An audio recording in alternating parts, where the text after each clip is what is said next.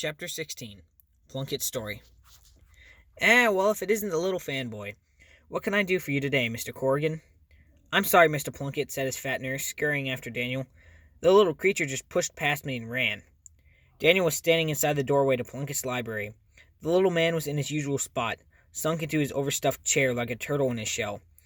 That's quite all right, Angie. I've been expecting another visit from Daniel, haven't I? Daniel reached for his backpack and undid the zipper. Plunkett made no move, but he watched Daniel with a wary fascination. Daniel plopped the comics from the treehouse down in front of Plunkett. Then he tossed the old man's drawings down next to him.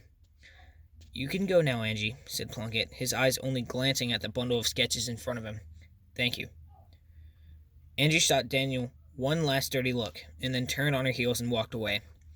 I get it, Plunkett, Daniel said after she'd gone. And I'm here to tell you that it's over, and I don't want to play your silly game anymore. Plunkett was quiet for a moment. Then he looked out into the open hallway behind Daniel. Close the door, he murmured. The door was mostly glass, so anyone outside could see everything that was going on in the reading room, but Daniel still felt uneasy about closing off his only escape. Still, he did as he was told. After all, he was here to put a stop to all the attacks. So, we're dropping pretenses, are we? The old man sighed. You stop pretending to be the wide-eyed comics fan, and I stop pretending to be the doddering old fool. Good. That will make all this much easier. Daniel pulled himself down from his chair with a resigned groan. Though my mind may have not gone soft, I'm afraid that my body has. I'll tell you, kid, it's a drag getting old. He shuffled over to the tea cart that had been set up near the reading room's bay window. Care for a cup? He asked. Daniel said nothing. Plunkett winced in pain as his bones creaked, and his hand shook slightly as he struggled to pour the tea without spilling it. He seemed so infirm, so fragile, that Daniel found himself wondering if he wasn't crazy for being here. Daniel had seen the creature that was preying upon the children of Noble's Green. He'd felt its dark power face to face, its strength. This tiny man was barely strong enough to pour a cup of tea, but somehow Plunkett knew about the Shroud. He'd drawn it years before Daniel or any of his friends had even been born. And the most convincing evidence that the old man was involved in all of this was the fact that Daniel felt it in his gut. Maybe it was something in Plunkett's manner that made him suspicious. Maybe it was simple kid's intuition. But Daniel was sure that the old man was more than he seemed, and Daniel was sick of the lies. I saw your man at my house after the funeral yesterday. I recognized him from the last time I was here. Plunkett cocked his head. My man? The one who wears the nice suits? The guy with the beard? I assume he's your bodyguard or whatever, and you sent him to spy at my house to spy on me and my friends. Plunkett surprised Daniel by not responding immediately. The man normally seemed tickled with his little game playing, but now he appeared genuinely confused and perhaps a little anxious.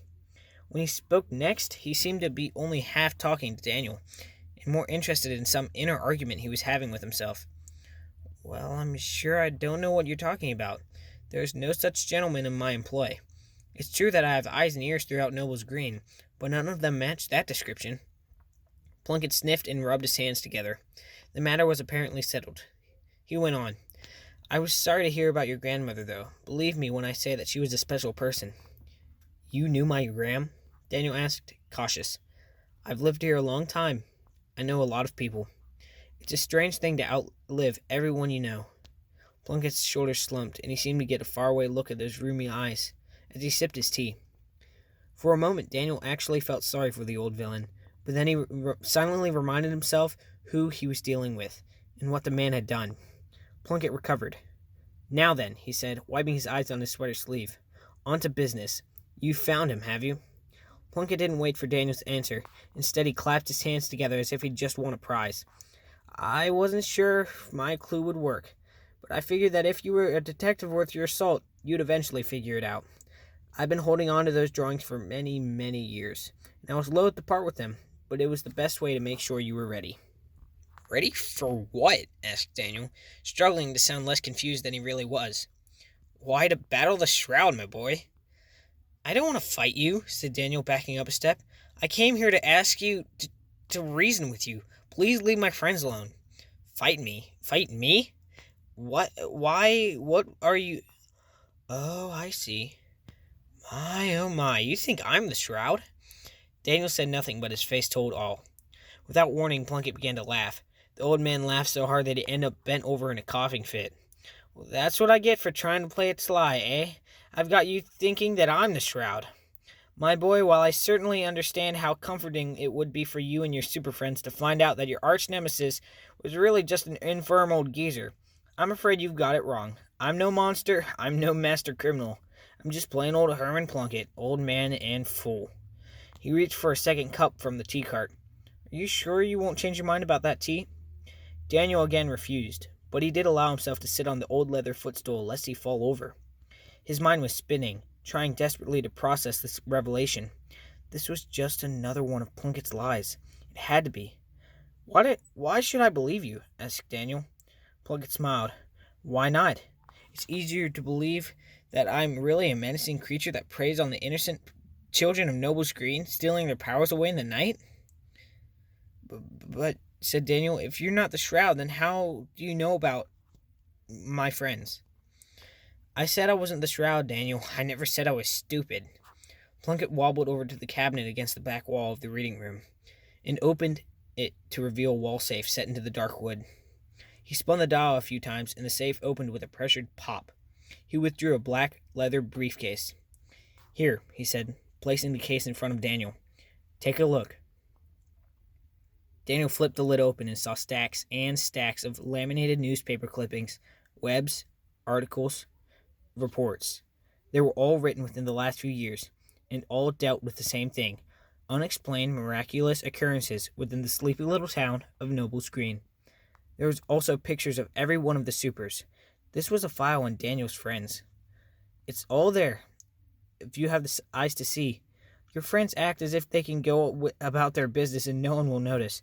But over the years, people have noticed, Daniel. You've been spying on them. I'm a very wealthy man. I have the resources. Finding the right people to get me information was never a problem. Oh, I rarely used the same person twice. A private detective here, a little bribe there. I didn't want anyone else to get the whole picture. Daniel couldn't believe it. It was all here. Pictures of the treehouse, of Rowan and Eric and Louisa and Molly, even of him even. You had no right, Daniel said. Plunkett looked indignant and hurt. You know, if you would just listen, you might end up thanking me. All this time that I've been investigating your friends, I've also been protecting them. I've spent a lot of money bribing the right law enforcement officials to close certain cases early or to ignore certain reported sightings. I've got half the cops in this town convinced that the Air Force is using Mount Noble to test out secret aircraft. And I've got the rest thinking that you kids' supernormal activities are just the pranks of bored university students. But there's only so much that one man can do, and an old one at that. Believe me, it's been a full-time job keeping up with your friends. What? So you expect me to believe that you are doing all this out of the kindness of your heart? Plunkett hobbled back over to his chair and scratched his shriveled bald head and sighed. Funny you should mention that, he said. 3 years ago, I was driving along the back road near the mountain when I suffered the first of what would turn out to be several heart attacks. I lost control of the car, and it wrapped around an oak tree. When I awoke, the car was on fire. I couldn't move. I was so weak that I could barely speak, and I was about to burn alive. Then someone tore the door off the car and lifted me to safety. He didn't open the door. He tore the metal door off the car. Despite the smoke and flames, I saw the face of my savior that day. The face of a little boy. Eric, said Daniel. Plunkett nodded. Others might have dismissed what they saw as a hallucination, but I... Plunkett gestured to the sketches on the floor. Well, I've always believed in the impossible. It took me a long time to recover. While I was recuperating, I became obsessed with discovering the identity of my savior. I hired men and began to follow the clues. I soon realized that there was something wondrous going on in Noble's Green, just like in my comic books. There was also something terrible. Plunkett reached into the briefcase and pulled a black envelope from the bottom of the pile. Go ahead, he said. Open it. We both know what you'll find. With trembling hands, Daniel peeled back the flap and pulled out the glossy photo within. It was a hazy picture, mostly shadow. The shadow had a shape and a name. The Shroud. So now I his eyes wide. How is it that a creature from my imagination, a thing I drew to scare children over 60 years ago, is preying on the children of Noble's Green today? Daniel had no answer. He was speechless. He'd been sure that Plunkett was the Shroud. He'd been sure that this was all just some game of cat and mouse. Now he looked at the little old man in his chair, holding a cup of tea with claw-sided hands. He saw something that he hadn't expected to see. Herman Plunkett was afraid. "Why are you showing this to me?" asked Daniel, frustrated. "Why didn't you give me those sketches in the first place? If you're not the Shroud, then what do you want from me?" "I gave you those sketches because I'm a coward. When you came to me, I didn't know what to think. I panicked, so I played the fool for you. I hoped that you would see the sketches as a clue, and from your reaction, I'd know whether I could trust you. I'm not the Shroud, Daniel. I'm just a sickly old man with too much money who's terrified of something he drew over half a century ago." Plunkett picked up the photo of the menacing shadow. This photo, as well as another like it, was taken last winter at the old quarry, and the man who I hired to take it disappeared soon thereafter. I knew then that I had gotten too close to solving the mystery. Too close. I have since backed off, but I have learned enough. Enough that I can tell you now what is really going on in Noble's Green, if you think you are ready to learn. "Go on," said Daniel. He had a sinking feeling in his stomach, but he had to know. "Start with the powers. Where do they come from?" "I haven't the foggiest," said Plunkett. "Meteor activity? Aliens? Maybe it's genetic. Maybe your friends are the next step on the evolutionary ladder." He chuckled to himself. "Maybe it's in the water. Who knows?" Daniel began to wonder if the old man wasn't just a little bit senile. "I thought you said you had answers." "To some questions, yes, but not the ones you want to hear. As best as I can figure it, this all started a few years ago." "A few? But this has been going on for generations. What about the rules?" Plunkett shook his head. "I don't know anything about any rules, but I can tell you that this is a relatively new phenomenon. Your friends are the first of their kind." Daniel rubbed his eyes. It made no sense. Eric had told him that the rules had been passed down for generations. "The Shroud," said Plunkett, "is a more recent development." Daniel stood up and began pacing back and forth. This was all just too much to take in. And why should he believe Plunkett anyway? He could be insane, or worse. The old man went on. "Imagine the following scenario, Daniel. One day, for whatever reason, some of the children in this town start doing incredible things, magical things. Some can fly, some are strong, some are fast. Now imagine that another child realizes that he has a power too. Only this isn't a nice shiny power like his friends. He can't fly, he can't run super fast. All he can do is steal other powers. He's like a leech, this one. He can take the powers away from others, absorb them, and make them his own. And what's more, when his friends lose their powers, they lose their memories of ever even having had them.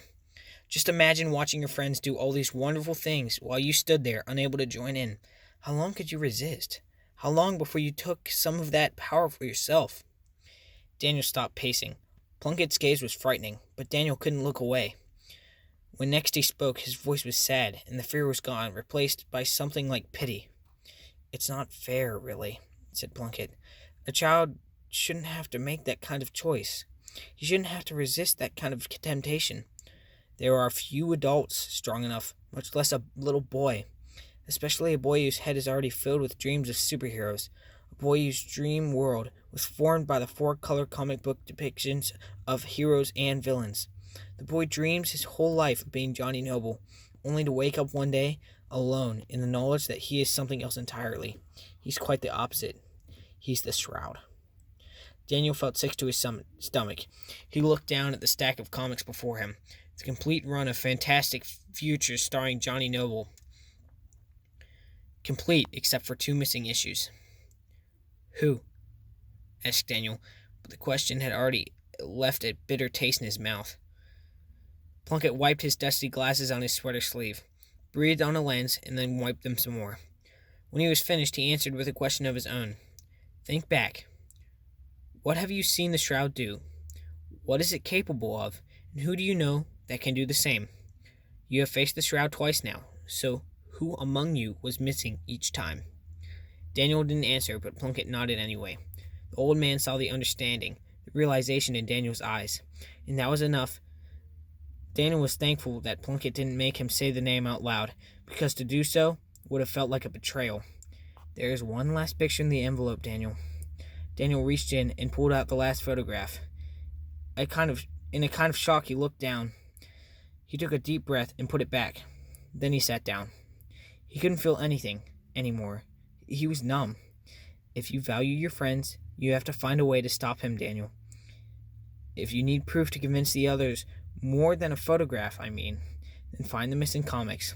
They were his inspiration. May God forgive me for ever drawing them. They gave him the idea for his disguise. He'll still have them.